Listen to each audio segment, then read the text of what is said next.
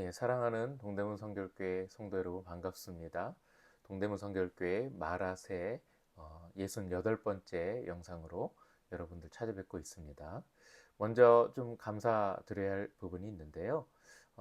마라새 영상은 사실 우리 동대문 성결교회 성도님들이 주로 보는 영상이에요. 그래서 구독자들도 대부분 성도님들이신데 제가 이렇게 보다 보니까 우리 교우가 아닌 우리 김매람님이 구독을 좀 해주셨네요. 진심으로 감사드리고요.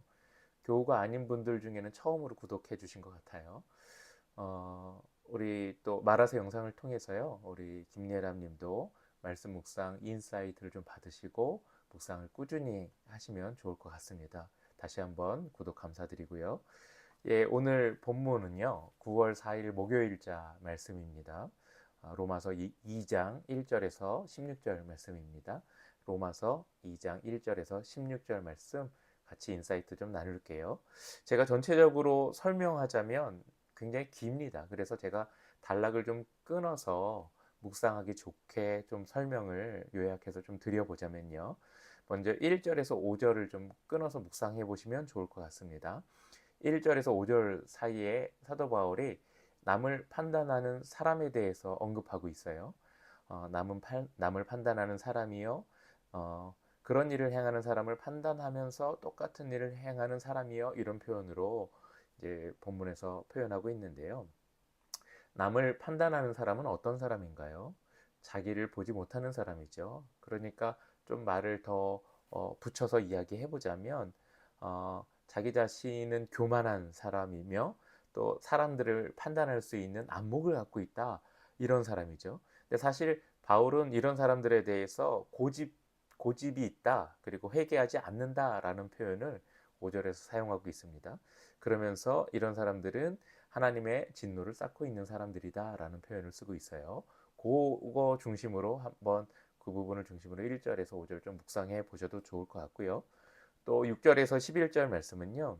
이제 각 사람에게 행위에 따라서 갚아 주실 것이다라고 하면서 행위를 구분하면서 설명을 하고 있어요.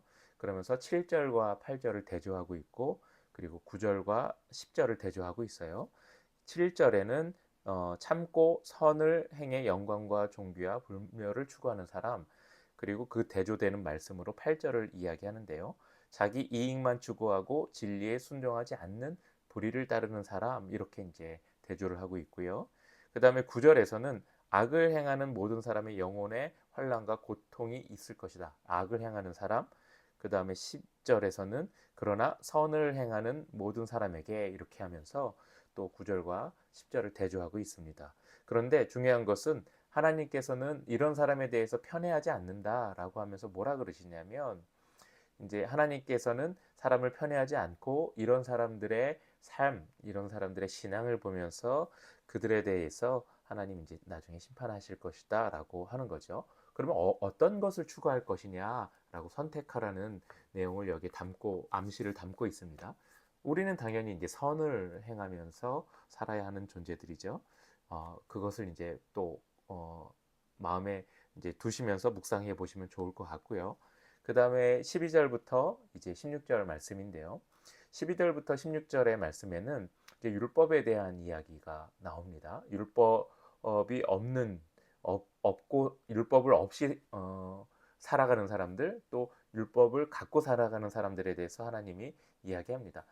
더 나아가서 율법을 갖고 있지 않고 살아가는 사람들에 대해서는 그들에게 또 양심이 있다 이렇게 이야기하면서 양심을 통해서 또 구분할 수 있는 안목도 갖고 있다 이렇게 얘기합니다. 그런데 이제 중요한 것은 율법이 있느냐 율법이 없느냐 이 문제가 아니라 율법을 과연 행하고 있느냐 그 율법대로 잘 살고 있느냐 율법을 행하면서 살고 있느냐 이 문제를 이제 언급하면서 사도 바울이 이야기하고 있죠.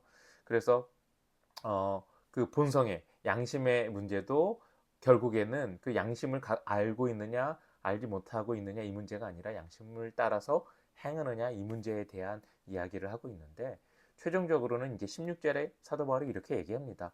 이런 일은 내가 전한 복음대로 하나님께서 그리스도 예수를 통해 사람들의 은밀한 것을 심판하실 그날에 일어날 것이다 이렇게 얘기하는데 이게 무슨 말이냐면 결국에는 율법이 있고 없고의 문제가 아니라 행함의 문제인데 나중에는 너희들의 그 행하는 그 행함에 대해서 예수 그리스도를 통해서 판가름 날 것이다라고 하는 이야기를 거기에 이제 담고 있습니다.